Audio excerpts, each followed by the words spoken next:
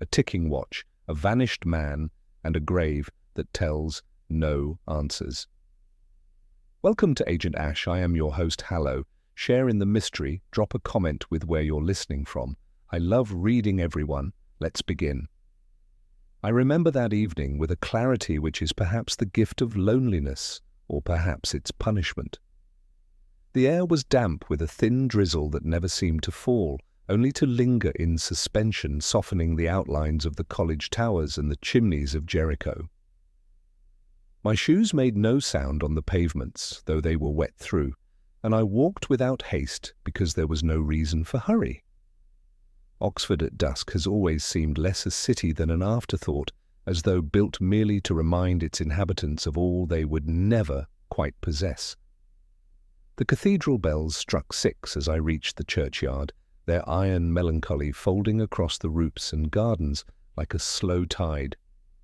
I paused, as I often did, at the lichen-coated wall, and looked down at the haphazard stones leaning into one another, as if in consolation. Death had tidied these people into neat dates and names, but it could not prevent the erosion of stone, nor the way ivy had found the cracks. One stone in particular caught my eye, not because of the inscription which had faded into obscurity, but because something small and deliberate rested against its base. It was a watch, a man's watch, ordinary, ticking faintly in the damp air. Left there with no explanation, no paper, no flowers. The glass was beaded with moisture, the strap darkened from the wet grass. I bent and touched it, still warm, strangely, as if it had only recently left the wrist of its owner. I set it back carefully, unwilling to play the thief in a graveyard, and felt a faint irritation at my own curiosity. Oxford offers daily enough eccentricities without my cataloguing them all. Yet as I stood, the ticking seemed louder, as though marking not the hour, but the silence around it. I walked on through Jericho's narrow streets where the windows glowed with lamplight, and the pubs were already heavy with voices. There was laughter spilling out of the Jericho Tavern, a kind of laughter that resents those who will not join it. A group of students hurried past, scarves flying, wet hair sticking to their foreheads. One of them glanced back at me with the insolence of youth, then forgot me instantly. It is the privilege of the young to forget what they do not care to understand. The rain quickened against the stone, and I sought brief refuge in a cafe near Walton Street. The place smelt of ground beans and damp coats, a modern refuge with newspapers stacked untidily on a side table. I took one without thought. The pages were smudged with handling, and my eye caught a headline, "Lecturer Missing from St. Edmund's College." The words were blunt, bereft of drama, tucked away beneath football scores and council debates. I read no further. Such disappearances were not uncommon. Men, like everyone else, sometimes chose to leave. And yet the phrase lodged in me like a splinter, as things sometimes do for no rational reason. I ordered a coffee, which arrived thin and bitter, and sat watching the droplets on the window merge and divide, forming patterns more intricate than any crossword I had abandoned that afternoon. Behind me, 2 academics argued quietly about some line of Keats, one insisting it had been misquoted in an anthology. Their voices, pedantic and weary, reminded me of the misplacements of my own life, the wrong loves, the wrong silences, the wrong words. Perhaps we are all misquotations of ourselves. When the bells struck 7, I left the cafe. The rain had eased and the streets were slick, glistening like varnished wood. I took the long way home, past the Bodleian, its windows shuttered, the air heavy with the ghost of books unread. My thoughts returned, unwillingly, to the watch. It was absurd to suppose significance in so trivial a gesture, yet the image persisted, a watch keeping time for a grave that had none left. I reached my rooms at last, poured myself a small whiskey, and put on a recording of Wagner that sounded thin through the speakers. The music failed to lift me, as it often did these days, and I switched it off mid-area. Instead, I sat in the silence, the faint tick of my own clock, keeping company with a memory of another resting against damp stone. I told myself it was nothing. Still, when I finally went to bed, I dreamt of ivy-covered walls, of names eroded by rain, and of timepieces that ticked on long after their owners had vanished. I met Lewis in the little briefing room that smelt faintly of pencil shavings and cooled tea. He had his notebook open, and his patients open too, and he arranged the case between us with the care of a man laying cutlery, Dr. Adrian Kerr, English Literature, St. Edmunds. Respected in journals, unpopular in corridors, brilliant, abrasive, precise. He quoted poetry like a prosecuting counsel, lines delivered as charges rather than comforts. He was due to chair a seminar on Tuesday at 4. He did not arrive. The facts wore clean collars. At 9 that evening, his bicycle was still chained beneath a dripstone outside the Bodleian, the saddle wet, the lock untroubled. His rooms were rung, politely and repeatedly, and returned only the institutional hush of after-hours stairwells. No quarrel the porter dared remember, no friend who expected him, no note on a desk. Absence, done tidily, resembles discretion. We walked through rain to St. Edmunds because thinking improves when shoes complain. The stone shone with that conscientious sheen which makes learning look expensive. In the senior common room the air held sherry, damp wool, and the patience of furniture that knows too much. I let Lewis conduct the chronology, and I listened for the seams. Professor Fairfax produced admiration with a chuckle that over-explained it. Dr. Margaret Ellison folded her hands as if to demonstrate neutrality. The bursar, Harland, counted his words before he released them. A postgraduate, Claire Devon, wore the look of someone who had prepared for a viva and been examined by grief instead. The timetable gave us an ordinary afternoon that failed to reach its evening. Between last seen and expected arrival lay an hour that refused to name itself. Fairfax remembered discussing plagiarism in a corridor and called it a general concern. Margaret remembered a raised voice and then demoted it to firm tone. Harland remembered receipts and nothing else. Claire remembered admiration and seemed to apologize for the word with her eyes. Every memory wished to be reasonable. A student hovered at the doorway, anxious to be both useful and invisible. He said there was talk of a watch being found by a grave, or someone's friend had said so. He offered the rumor like a cracked cup. I asked which grave. He did not know, and looked relieved by the not knowing. The remark pressed against my own evening's walk, the churchyard with its soaked stones, the small machine left, ticking against a name time, had chewed to crumbs. Men who measure time so carefully sometimes forget to keep it for themselves. I said nothing of this to Lewis. We visited the bicycle because metal forgets less.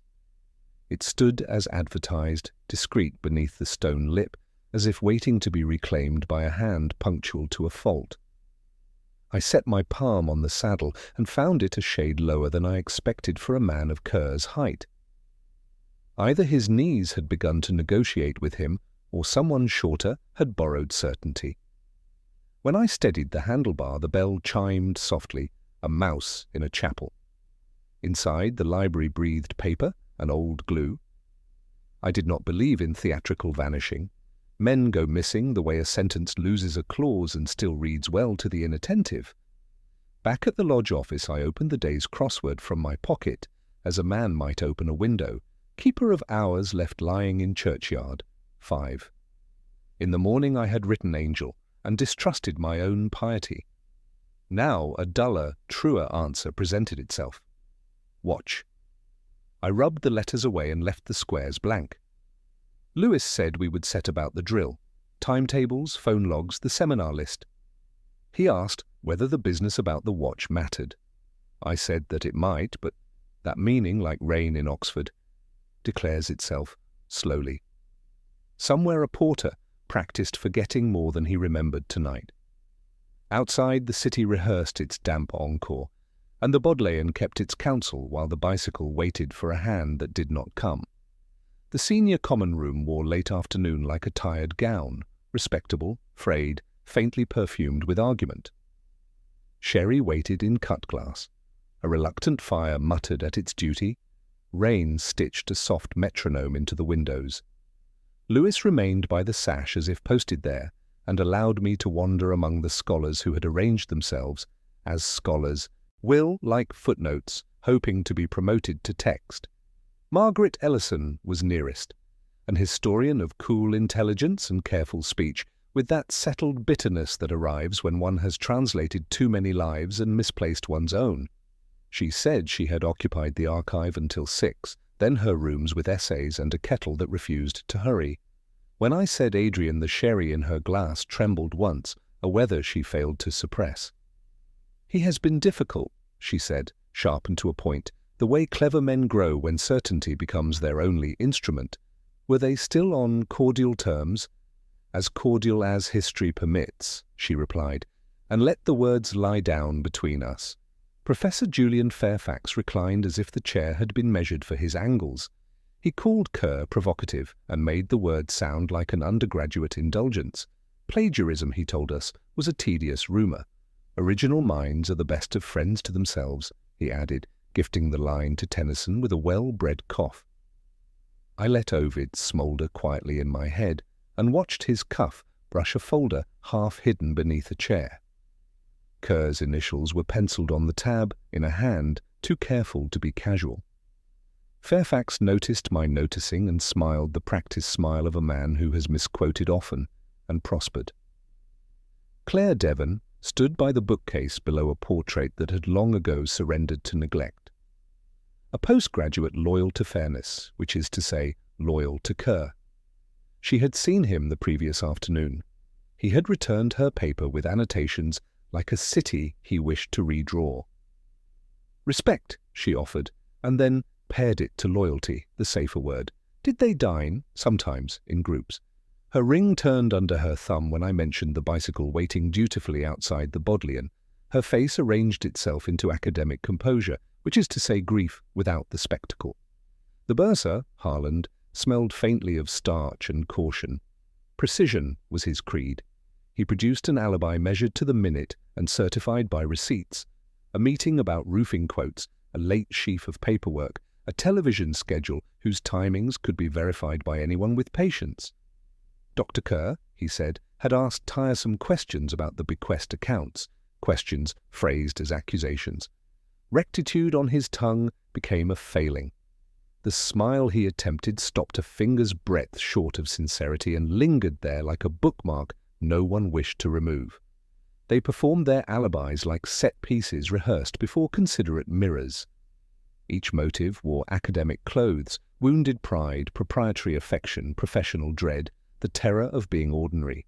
The porter arrived with coffee that tasted of obedience. Fairfax praised its robustness and misquoted again a couplet thinned by vanity. Margaret studied the rug as though an argument were faintly written there. Claire asked when the search would become something more than tidiness. Harland calculated sympathy and produced exactly enough. What mattered, as usual, was smaller than their speeches. On the mantel stood a printed timetable of term events. Beside it, a fresh card listing seminar rooms with corrections in blue ink. The hand that made the corrections had moved Kerr's seminar from the senior lecture room to Seminar B. Fairfax described the reassignment as a kindness to a visiting group. Harland insisted no request had crossed his desk. Margaret's calendar by the telephone still showed the original room. 3 accounts, each plausible, none aligning, like rhymes from different poems mistaken for a chorus. The blue ink had a decisive pressure, the sort of stroke made by those who expect not to be questioned. Lewis asked what I made of it. "A college of honest faces," I said, "each telling the truth that hides the one it needs." He said the bicycle suggested an interruption between intention and destination. "Interruptions are Oxford's major," I told him. He asked about a student's tale concerning a watch left by a grave. "Watches remember what people forget," I said, and let the line find its quiet. We left them to their sherry and their several ambitions. In the corridor, the boards offered a civil complaint and forgave me at once. The quad had begun to collect dust the way libraries collect dust, patiently, without malice. Rain performed its slow arithmetic on the stone. Somewhere a clock kept good time for a man who had not returned, and back in the common room a line of blue ink continued to point, discreet and insistent, toward a smaller room where something or nothing had been expected to happen. Lewis laid the letter on the table as if it might still carry heat. The paper had been folded twice, once with care and once with haste, and bore the faint smudge of a thumb at the margin. Unsigned, unheaded, and yet insisting upon intimacy. The words asked Kerr to meet where stone and ivy hide old names. I read it once, quickly, and felt the dull disappointment of vagueness. Lovers and poets have always conspired with ivy. Lewis watched me, waiting for a pronouncement.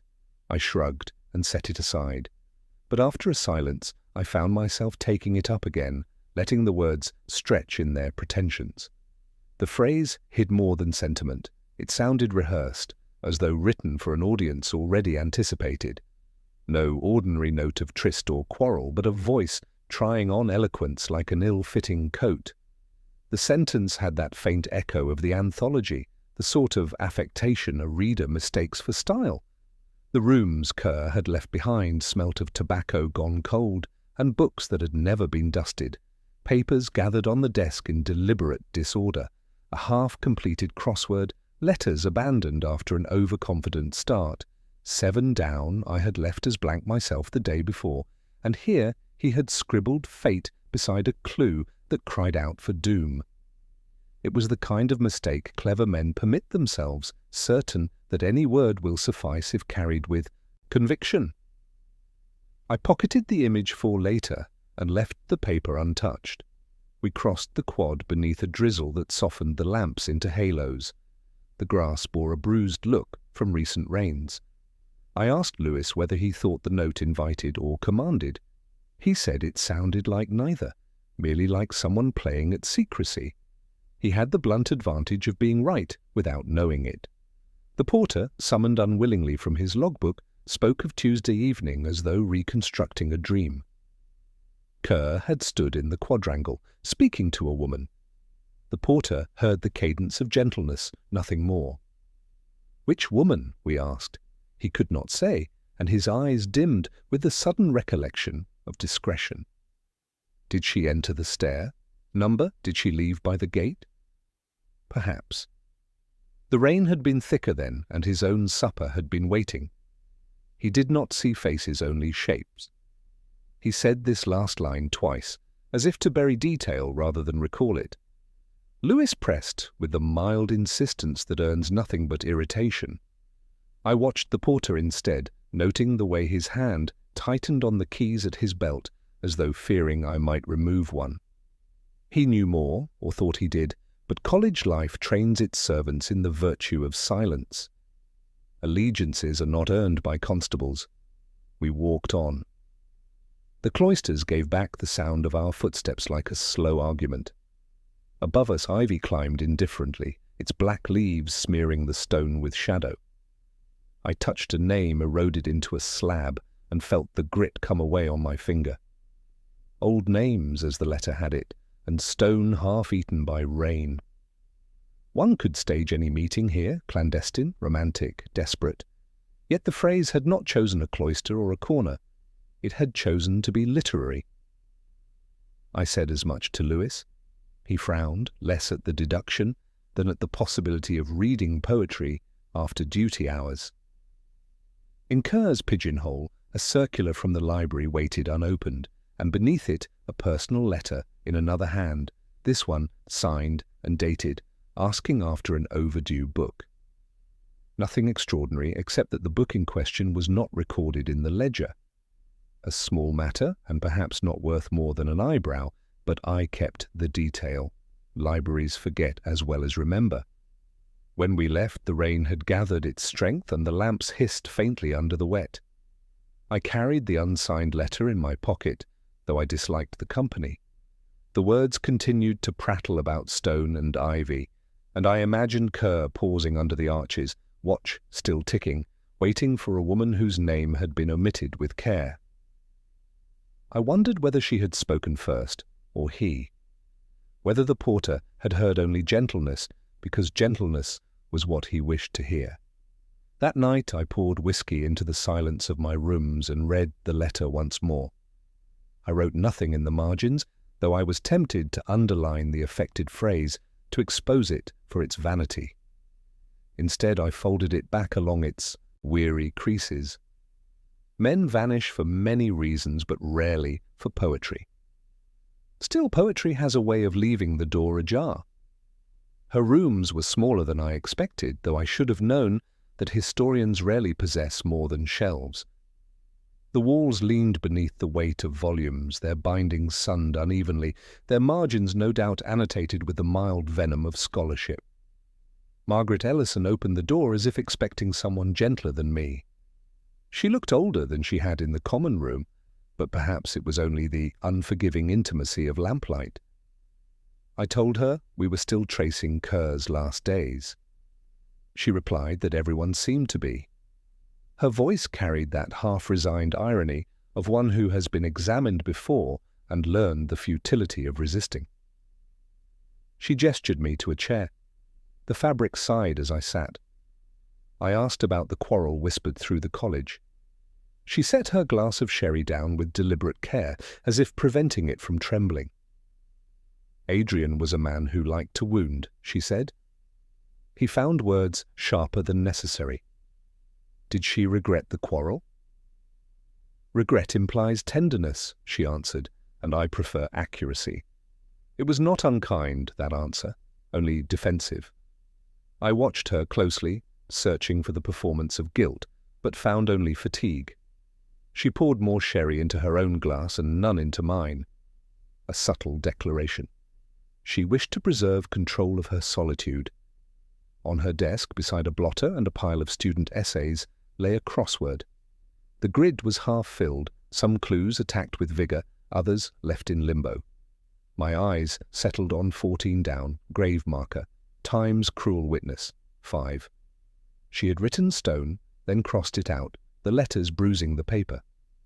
I murmured something about the clue. She said she had meant to return to it, though her tone was vague. I considered watch, and the thought took root with unwelcome haste. I entertained the notion, how could I not, that she had left Kerr's own watch against that rain-slick tombstone as a bitter epigram. A woman spurned, a quarrel unresolved, a token placed for irony's sake. The theory coiled easily, plausible enough to satisfy the hungry logic that demands each death possess a gesture. Yet when I looked at her face, I saw no triumph there. Her eyes carried an older sorrow, something private and unbroadcast, the kind of wound that does not seek witnesses. It was too authentic to be rehearsed, too raw for artifice. If she had killed Kerr, she would not tremble over sherry. She would have written the answer neatly in her crossword and not scratched it out. She spoke of Kerr as if she still argued with him in memory. He was brilliant, yes. He was cruel, yes. He was impossible to forget, certainly.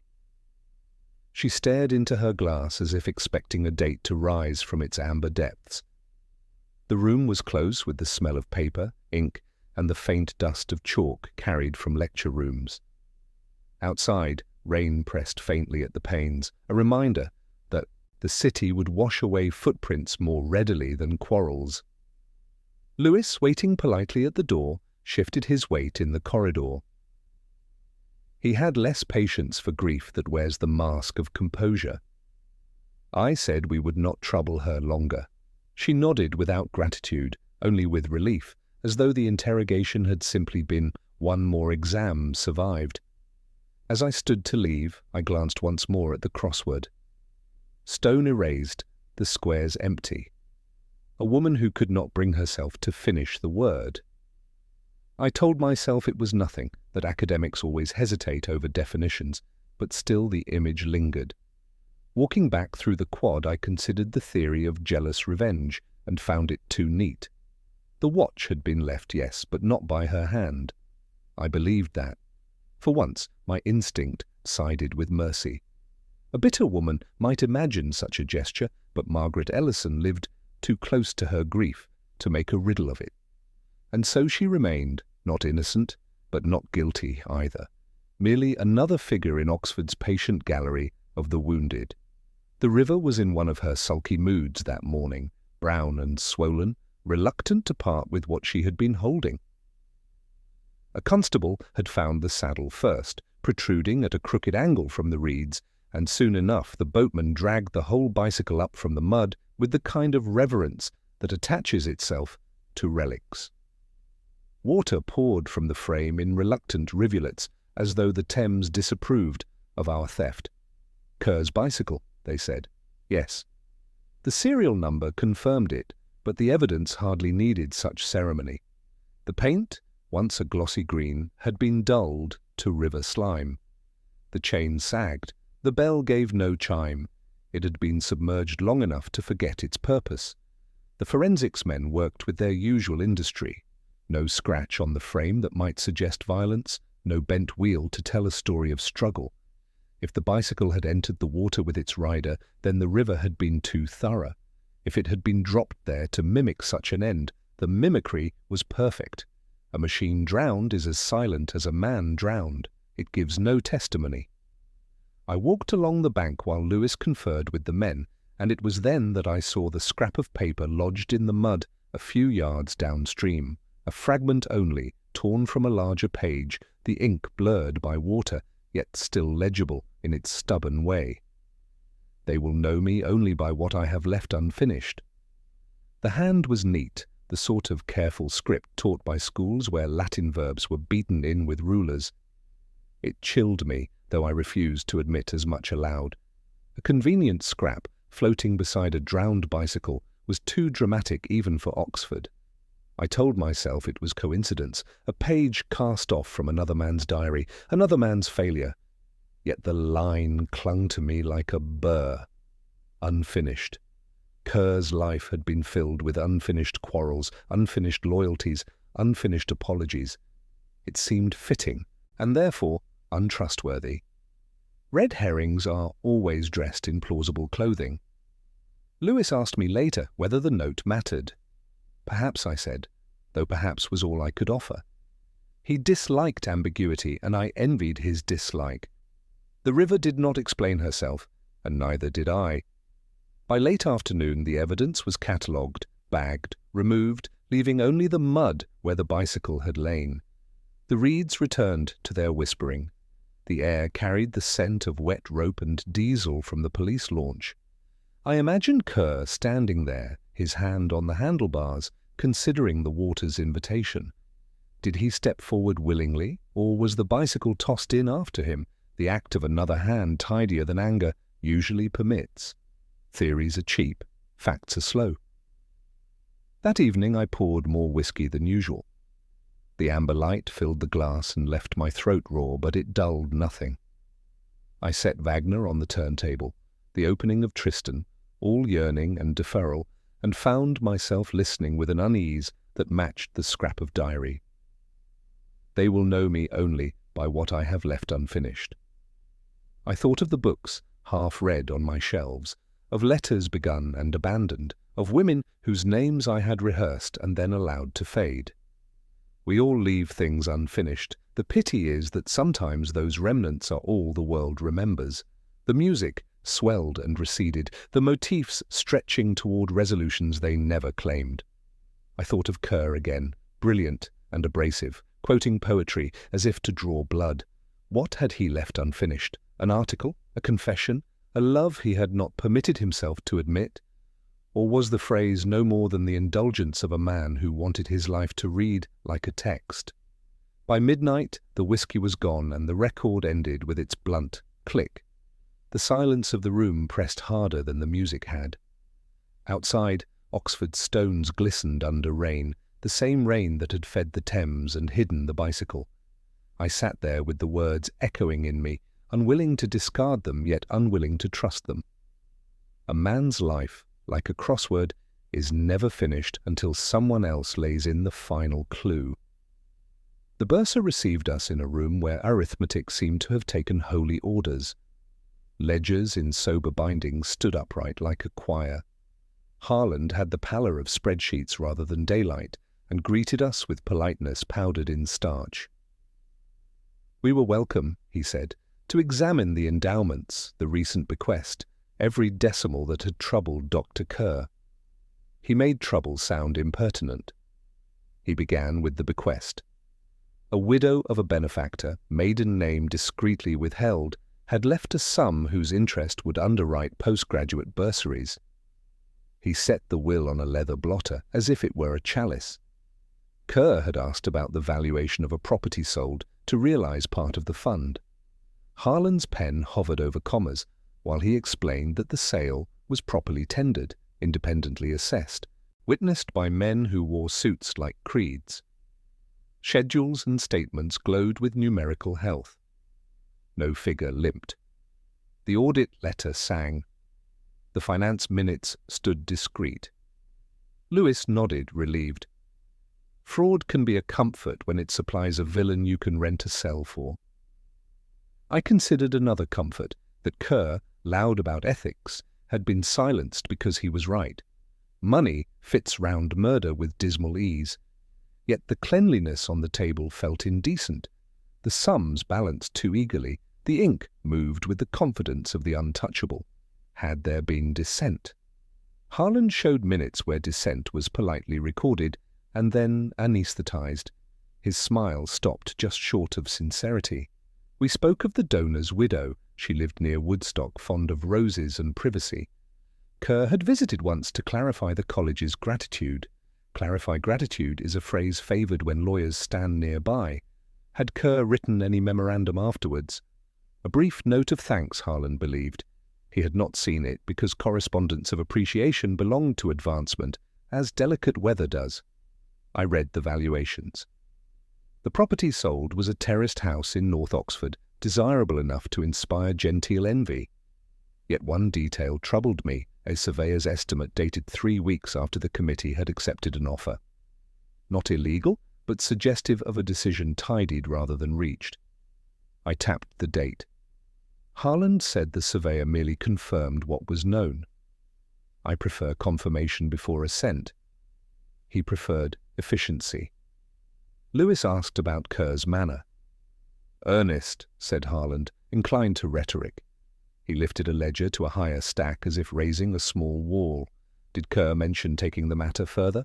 Academic colleagues sometimes confuse caution with conspiracy, Inspector. I wrote nothing and watched his fingers. They aligned paper edges with devout care, but when I asked whether the purchaser had any connection to the college, his thumb whitened briefly against the card. A name repeated itself across the paperwork, almost a refrain. Martingale Trustees. Respectable, perhaps, but it reappeared with the smooth frequency of a butler who knows every door. The trustees had advised here, underwritten there, provided comfort everywhere. Were they chosen by competitive tender? Relationships of confidence do not bend easily to auctions, Harlan replied. Confidence rarely does. We left the room and the floorboards performed the dry creak of inherited prudence. Lewis believed money made the simplest motive. He is often right when I most want him wrong. The figures were immaculate, I said, immaculate in a way that felt theatrical. Immaculate is what you want in accounts, he said. Not when a man vanishes in their vicinity, I answered. Outside, rain had begun again, a fine drizzle that teaches stone how to remember. Kerr, with his appetite for denunciation, might have built a case from those ledgers. It would have marched, impeccable, to a courtroom in his head. Yet my own theory hung back like a reluctant witness. If the numbers hid a sin, it was practiced so well that murder seemed untidy beside it. Night found me with a thin whiskey and a colder certainty. We had been offered an intellectual solution, elegant as algebra and just as bloodless. It collapsed when breathed on. Somewhere in those pages a date leaned the wrong way, and a thumb had whitened because of it. But men are not killed for footnotes. Or if they are, the footnotes wear human faces I had not yet learned to read. Claire met us in the reading room that smelled of old bindings and a recent mop, and she chose a table beneath green lamps as though they could soften what she meant to say. She arranged her hands on the wood and pretended to consult the catalogue while silence performed its slow surgery. When I told her we were past the stage of tact, she said tact had never found her useful. She spoke of supervisions, of papers returned with red ink that looked strangely affectionate, of evenings lengthening because Kerr could not let an argument rest. She called it an involvement because the other word required hope.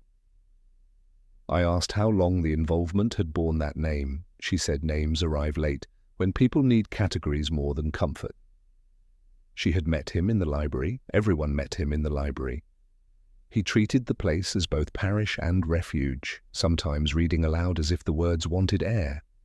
He would misquote to see whether I noticed, and when I did, he seemed relieved, as if truth were a chord newly tuned.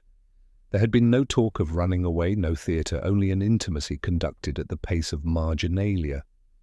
On the afternoon before he vanished, he was distant, not cruel, simply elsewhere. She thought he was tired of quarrels in the common room, tired of being right in public. When I asked what he carried that day, she answered at once. The old photograph, kept in a manila envelope behind a shelf of Spencer, he never lent. We went to his rooms, still tidy with the tidiness of interruption. The envelope yielded a photograph once glossy, now wearing its decades like dust. 4 young men stood shoulder to shoulder on a forgotten lawn, their hair and ties a tempted seriousness, their smiles another kind of pact. On the back someone had written Michaelmas 1957 and 4 names, 3 still legible. Kerr's father was there, second from the left. The 4th name had gone with the torn corner, and the tear crossed one face, so the man seemed half concealed by weather. Why was Kerr studying this so hungrily? Claire said he would take it out and replace it as if shielding it from himself. He had asked whether she believed in inherited shame. He had traced the torn edge with his thumb, then laughed without sound, and slipped the photograph away again. When she asked whose face the tear had stolen, he said that perhaps the photograph had chosen to forget, since people were poor at the task. The light, through the narrow window, made a basilica of dust. I studied the margins. Near the corner, an embossed stamp, faint as a breath, Brackley and Sons, High Street, Oxford. Lewis noted it with the dutiful air of a man adding another unpromising lane to the map. I thought of photographers who recorded lives no one later owned, of albums where someone's nephew becomes a caption. If Kerr's father stood among these boys, the past had not been idle. It had been patient. Claire admitted she had evaded us because the affair was small, and because she disliked the college's appetite for attention. Kerr promised nothing, she asked for less. In the last week he spoke of meeting someone who could confirm a story, and he practiced a sentence about truth as though it were foreign. She did not ask whose truth. That question sends invoices. I asked whether he wore a watch that day. She said he checked it too often, as if punctuality could stop the slip. I remembered the wet churchyard and the quiet ticking. In the corner of the photograph a shadow crossed the grass at an angle unlike the others. Someone had left the group a heartbeat before the shutter. It struck me that the tear may not have obscured a face at random, but to mimic a departure already written in light. We left with the envelope resealed badly, like a promise returned by post. The corridor outside creaked its hymn. The case, which had flirted with ledgers and timetables, turned toward a lawn in 1957 and a smile interrupted by weather. Fairfax chose a restaurant that pretended to be modest and charged like a cathedral. The linen had the righteousness of fresh snow, and the waiters moved with the assurance of men who could grade vowels. He spoke more than he ate, a scholar rehearsing ease, and told me the college had weathered worse storms than the present unpleasantness. Men go missing, Inspector, and rumours hurry to fill the vacancy. I listened with the indulgence I grant to overtures that take too long to settle. Lewis, mercifully elsewhere, had spared me the commentary of duty. He admired Kerr, he said, and then demoted admiration to concern. Kerr's indignations were noisy. Scholarship preferred quiet corrections. He buttered his bread as if footnoting it, one tidy stroke after another. When pudding arrived, he lifted his spoon and mused that time, the devourer of all things, would put even this absurd case to rest.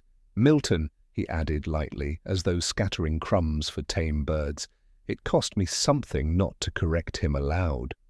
Ovid, I thought. and felt that small, electric certainty that belongs less to law than to temperament. Men misquote as they live, carelessly when secure, strategically when cornered. I let the line stand on its little plinth, and watched him watch me watching it, measuring whether the phrase had landed where he hoped. We walked back through rain not yet committed to falling.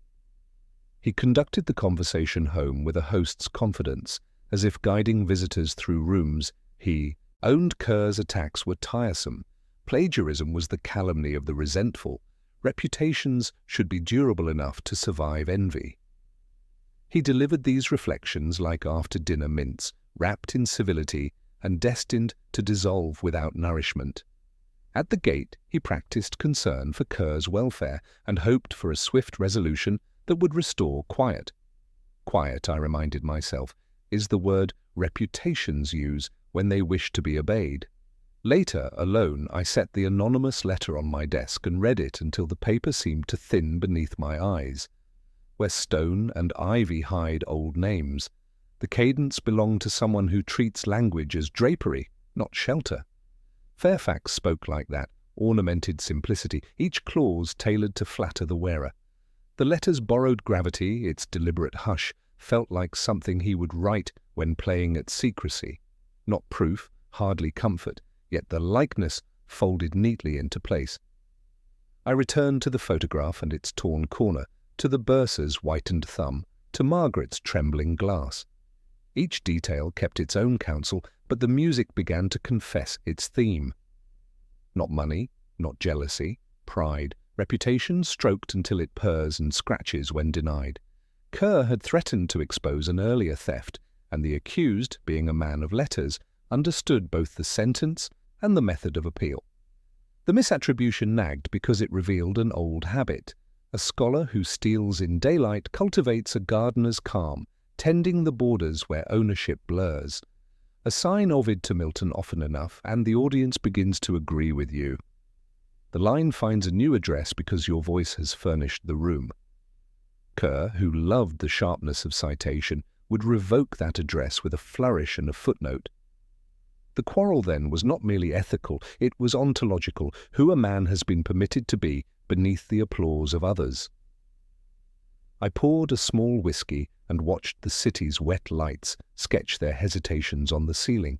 A bicycle slept in the river, a watch kept time for stone, a letter borrowed a voice it had no right to wear. The strands lay apart and yet, when touched, hummed at the same pitch. The pitch was vanity, it filled rooms, it bought dinners, it summoned students to admire the mirror and taught them to admire themselves. Still, deduction likes to congratulate itself too early.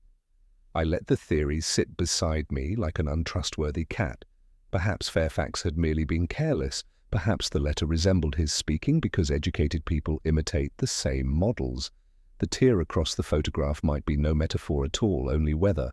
Oxford manufactures coincidence the way cities manufacture traffic. Detectives, deprived of sleep, begin to prefer design. I slept badly and woke with the line still walking about the room. Time the devourer of all things. I heard it as Fairfax wished it heard, a verdict with classical authority. I preferred it in name. Ovid's mouth, rougher, truer, unsoftened by translation. In the morning I would ask Lewis who had access to Kerr's pigeonhole, and whether the porter remembered a hand too smooth for errands. For now I left the letter folded and turned the lamp low. Pride makes better alibis than love. It grows confident where love hesitates, and then blunders when the room falls quiet. I went back to the churchyard on a night when the air was too still for walking, but walking was what I needed. The bells had already tolled 9, and their iron had left the city ringing with an aftertaste of ritual. The stones leaned into one another, each bearing names that were no longer spoken aloud. Ivy hung thick on the wall, the leaves glossed with damp, their smell green and old as paper, left unread for decades. The watch was still there, resting against a crooked tomb, as if time itself had kept vigil. I bent closer, brushed the droplets from the glass. Kerr's initials were engraved on the back, faint from wear.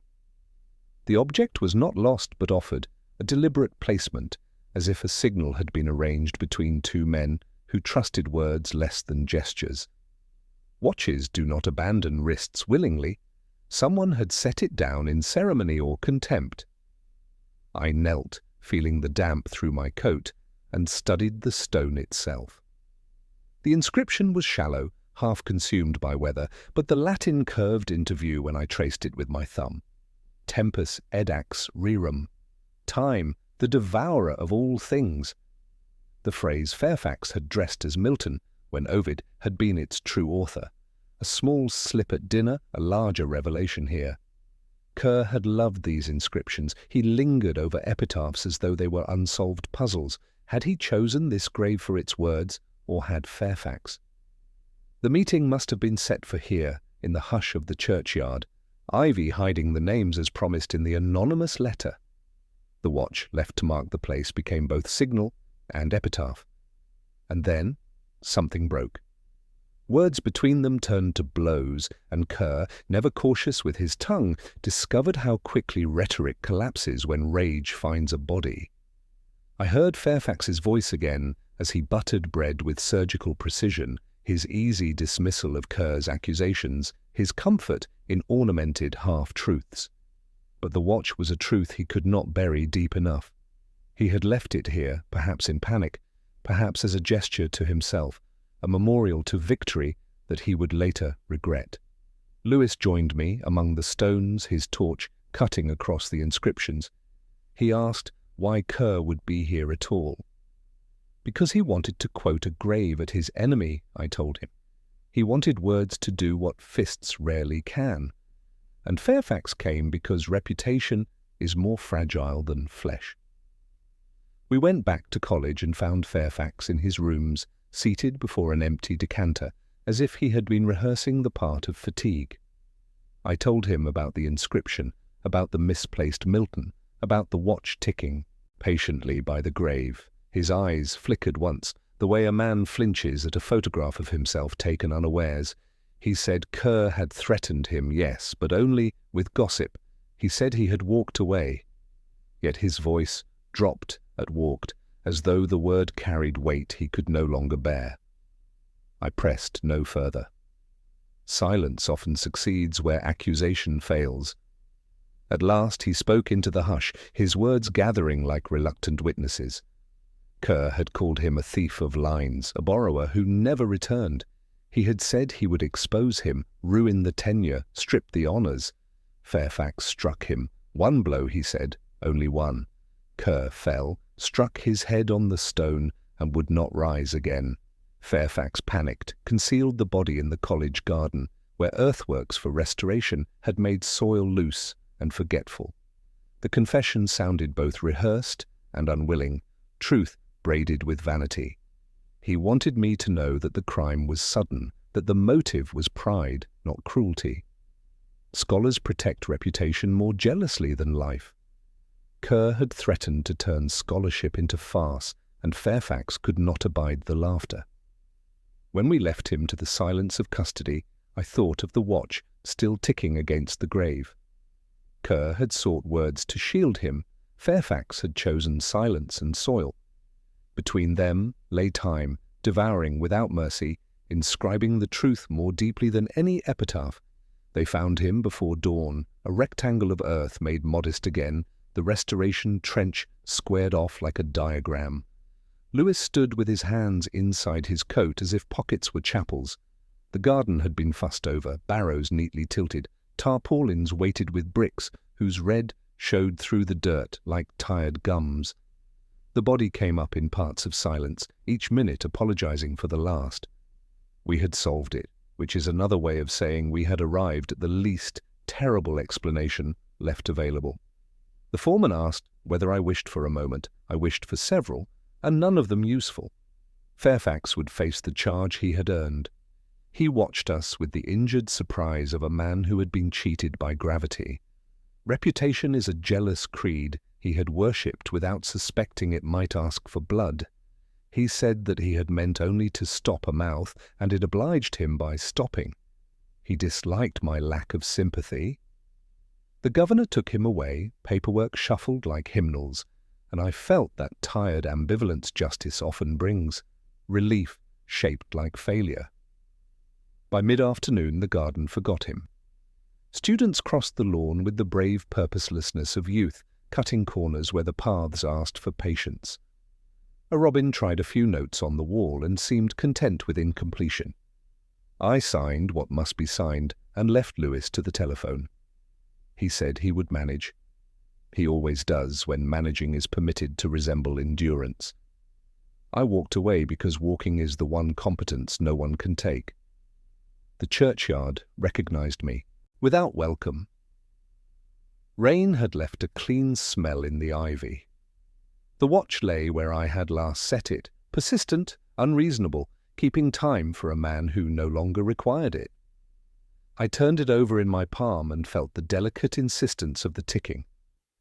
Kerr's initials had lost their brightness but not their claim. I set the watch back, not upright, but a fraction askew, the angle a private concession to the discomfort that attends most truths. I thought of him as I have thought of others, with the baffled affection reserved for the difficult dead. He had been brilliant to the precise point where brilliance begins to cut its owner. He had loved accuracy the way some men love risk, and he paid the same coin. I had disliked him in prospect and liked him in retrospect, which is to say, too late. Margaret's sorrow would harden carefully, making room on her shelf for this new history. Claire would go on reading with the patience that lovers respect and strangers misunderstand. Fairfax had only wanted the mirror to tell him what it always had. The mirror, being glass, complied until the moment it broke. The bells began their slow arithmetic.